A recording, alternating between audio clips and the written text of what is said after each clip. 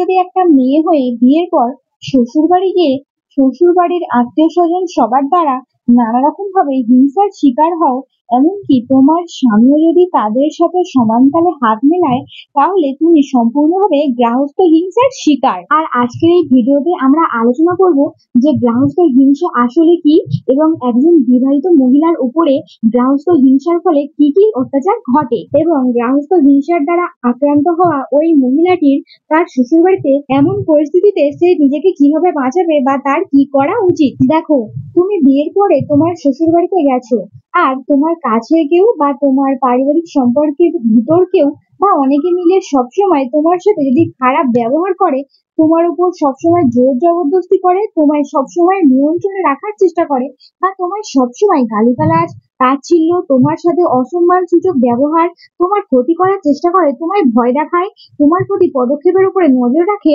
যা তুমি করনি তা মিথ্যা বলে তোমার উপরে চাপিয়ে দেওয়া হয়, অথবা তোমার শ্বশুরবাড়িতে তোমার শাশুড়ি বা তোমার ননদ বা তোমার শ্বশুরবাড়ির আর সবার সাথে যুক্ত যে কোনো জিনিস বা দ্রব্য তুমি ব্যবহার করতে গেলে তোমার নিষেধ করে, তোমার আচার আচরণের জন্য তোমায় সবসময় দোষারোপ করা হয়, যদি তুমি প্রতিবাদ করতে গেলেই তোমাকে মানসিক সমস্যা আছে বা তোমার কোনো রোগ আছে ইত্যাদি বলে তোমাকে চেপে দেওয়া হয় সবসময় সুযোগ গ্রহণ করে বা সুযোগে থেকে, বা তোমার উপরে বলপূর্বক যৌন নির্যাতন বা মারধর ইত্যাদি করা হয় সবসময়, তাহলে পুরোপুরি ভাবে কিন্তু তুমি গৃহস্থ হিংসার শিকার। দেখো, গৃহস্থ হিংসার শিকার কিন্তু যে কোনো সম্পর্কের ক্ষেত্রেই হতে পারে, তবে এই সমস্যাটা বেশি দেখা যায় নববিবাহিতা বউদের ওপর। তার শাশুড়ির হিংসা বা শ্বশুর বাড়িতে প্রায়ই এই সমস্যার শিকার হতে হয় তাকে। আর বিয়ের কিছুদিন পর পর থেকেই তোমার যদি এরকম কন্ডিশন হয়, তো এই বিষয়টাকে তুমি কিভাবে সামলাবে আমরা সেটা জানবো। বেশিরভাগ ক্ষেত্রে হয় কি, যে একটা মেয়ে বিয়ের পর যখন শ্বশুর বাড়ি যায়,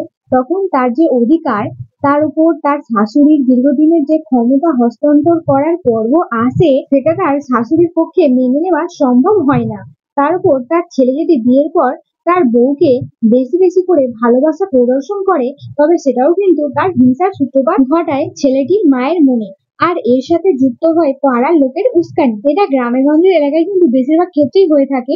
ফলত ধীরে ধীরে দেখা যায় যে ছেলেটির মায়ের মন বিষাক্ত হয়ে ওঠে এবং নববিবাহিত বউটির উপর শুরু হয় গৃহস্থ হিংসার সূচনা। আর একজনের উপরে গৃহস্থ হিংসার শুরু হলে তার সাথে কি কি করা হয় সেটা তো পূর্বেই আলোচনা করা হয়েছে, তবে এই ব্যাপারের ক্ষেত্রে আরো বেশি যুক্ত হয় যে স্বামী স্ত্রীর সম্পর্কের মাঝখানে থার্ড পার্সন হয়ে থেকে সবসময় তাদের মধ্যে গন্ডগোল পাকানো। অনেক সময় দেখা যায় কি, যে মেয়েটির স্বামীর উপস্থিতিতে মেয়েটির সাথে তার শাশুড়ি ভালো ব্যবহার করে, কিন্তু তার স্বামীর অনুপস্থিতিতে তার স্ত্রীর সাথে নোংরা আচরণ করে থাকে। আরো দেখা যায় কি, যে সবসময় নববিবাহিত বউটির দোষ ধরা, তাকে সবসময় ছোট করা, সবকিছুতে বঞ্চিত করা, পাড়া প্রতিবেশীকে তার নামে উল্টোপাল্টা বলা ইত্যাদি, এক কথায় তাকে ভিন্ন দিকে অকারণে উত্তপ্ত করে তাকে মানসিক বৈবাহিক দাম্পত্য সুখ নষ্ট করে দেওয়া। এর ফলে হয় কি, যে at first মেয়েটি তার স্বামীকে এসব বলে, বাট যেহেতু তার মায়ের নামে বলে, তাই সে বিশ্বাস করে না, উল্টে সে তার স্ত্রীকেই ভুল বোঝে বা খারাপ ব্যবহার করে তার পরিবারের সম্পর্কে বলে।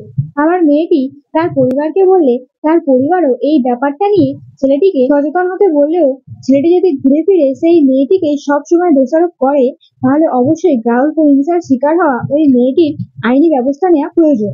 না হলে এমন অত্যাচার হতে থাকলে নববধূটি কখনোই তার দাম্পত্য জীবন শান্তিতে কাটাতে পারবে না, অন্ততপক্ষে তার শাশুড়ির জীবদ্দশাতে তো নয়। আবার এ প্রসঙ্গে আর একটা বিষয় যদি যুক্ত হয়, যে নববিবাহিত বউটির ননদ ও তার মায়ের সাথে এমন কুকর্মে লিপ্ত থাকে, তাহলে স্বাভাবিকভাবে কিন্তু নবজাত স্ত্রীর শ্বশুরবাড়িটা আর শ্বশুরবাড়ি থাকে না, সেটা নরক হয়ে যায়। বিকজ এক্ষেত্রে হয় কি, যে সেই নববিবাহিতা মেয়েটি তার স্বামী ম্যানিপুলেটেড হয়ে থাকে তার মা বা দিদির কাছে বা বোনের কাছে, তার চোখে তাদের কোনো দোষই যদি কোনোবার ধরা না পড়ে, আর সবসময় যদি সব দোষ তোমাকেই দেয়, তো এরকম পরিবেশে তোমার স্বামী তোমাকে সাপোর্টিং অবস্থায় কিন্তু যে কোনো সময় তারা তোমার ভালো মন্দ ক্ষতি কিছু করে দিতেই পারে। তাই সময় থাকতে বোঝো এবং আইনি সহায়তা নাও।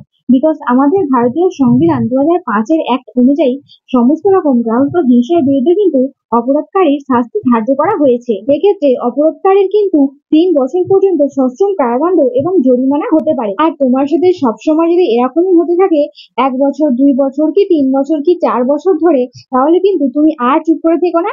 এই ভিডিওটা দেখার পর অবশ্যই কিন্তু আইনি সহায়তা নাও এবং তোমার সাথে যা খারাপ ঘটনা ঘটছে তার প্রমাণ রাখো। আসলে আমাদের এই সমাজে বেশিরভাগ মেয়েরা সংসার জীবন নষ্ট হয়ে যাওয়ার ভয়ে মুখ বুজে সারা জীবন এইসব যন্ত্রণা সহ্য করে যায়। বিকজ আমাদের সমাজের, বিশেষ করে ভারতবর্ষের বেশিরভাগ মেয়েরাই কিন্তু তার নিজের খাওয়া পড়ার ভার নিজেরা টানতে পারে না, তাই পরের ছেলের উপরে নির্ভরশীল হয়ে থাকতে চায়, বাধ্য হয়। বা অনেক মেয়ের হয়তো শ্বশুরবাড়ি চলে এলেও তারপরে হয়তো বাবা মাও থাকে না। বাট দেখো, অন্যকে প্রশ্রয় দিয়ে অধমের মতো বেঁচে থেকো না।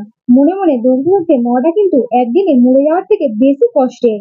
তাই তোমার সাথে যদি শ্বশুরবাড়িতে এরকম হয় আর তুমি পুরোপুরি গৃহস্থ হিংসার শিকার হও, তাহলে অবশ্যই যত তাড়াতাড়ি পারো আইনি ব্যবস্থা নাও আর নিজেকে বাঁচাও এবং সমাজের আর 5টা মেয়েকেও বাঁচাও।